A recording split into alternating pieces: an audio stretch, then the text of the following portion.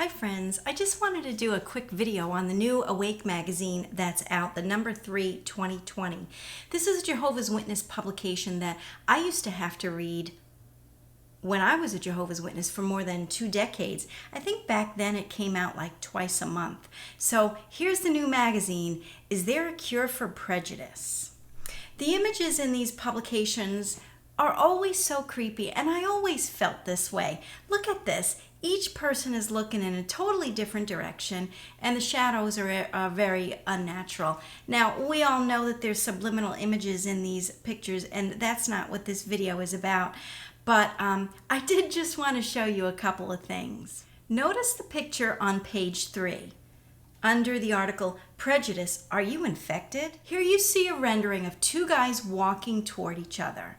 Notice the guy in the blue is not looking directly at the guy in the yellow, but at his shadow.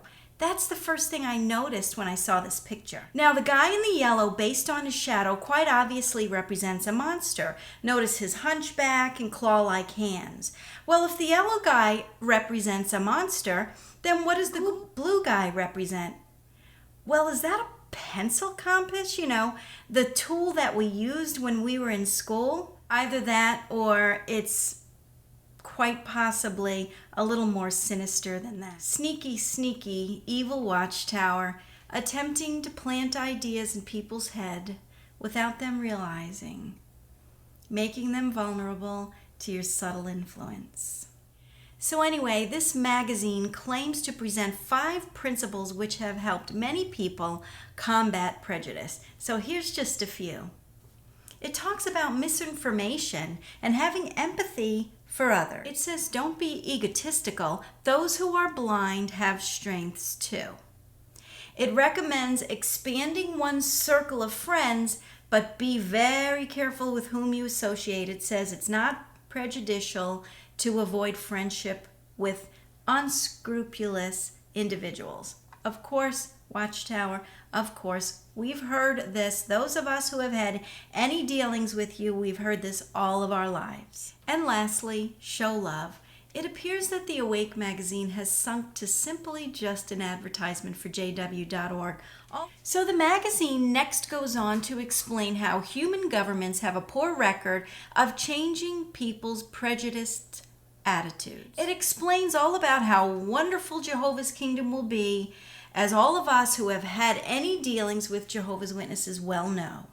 It counsels the reader to ask a Jehovah's Witness or go to jw.org to hear more about this kingdom. Well, let me tell you something. The kingdom that the Jehovah's Witnesses preach will never come to fruition, because only Christ's kingdom, according to the scriptures, according to the Holy Bible, and not Jehovah's Witness publications, will be the reality. You see, the Jehovah's Witnesses believe that Christ will rule on a paradise earth as a result of a massive cleanup effort by the Jehovah's Witnesses who endured to the end and survived Armageddon, or the faithful Jehovah's Witnesses who had been resurrected. In reality, they slave for their God Jehovah in this life, and quite obviously they will slave for their God Jehovah in the life to come. This teaching is not scriptural, and nowhere in the Holy Bible does it say that humans will clean up the earth. But let me show you briefly what the Bible does have to say. Now, the Bible does teach that Christ will reign on the earth for 1,000 years. But then the Bible tells us that the heaven and earth will pass away, and the New Jerusalem will descend from heaven. And God will wipe away every tear from their eyes. Remember this verse? We as Jehovah's Witnesses heard this one a lot, at least when I was in. Scripture says, behold, I make all things new. God is making all things new.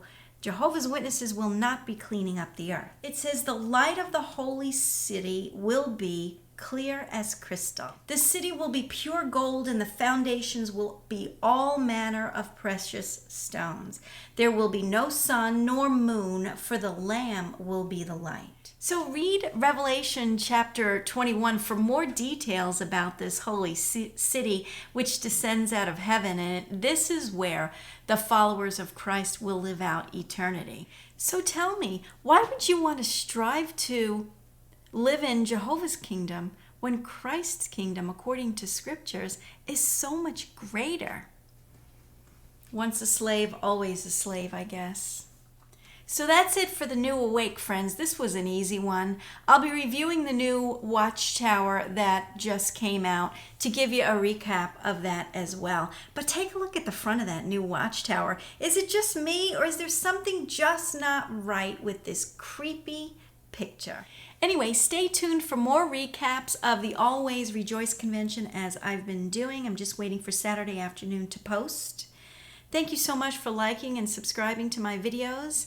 Please check the link in the description box to my Facebook page and also to a page for donations if you would like to support what I do. I hope you have a great day.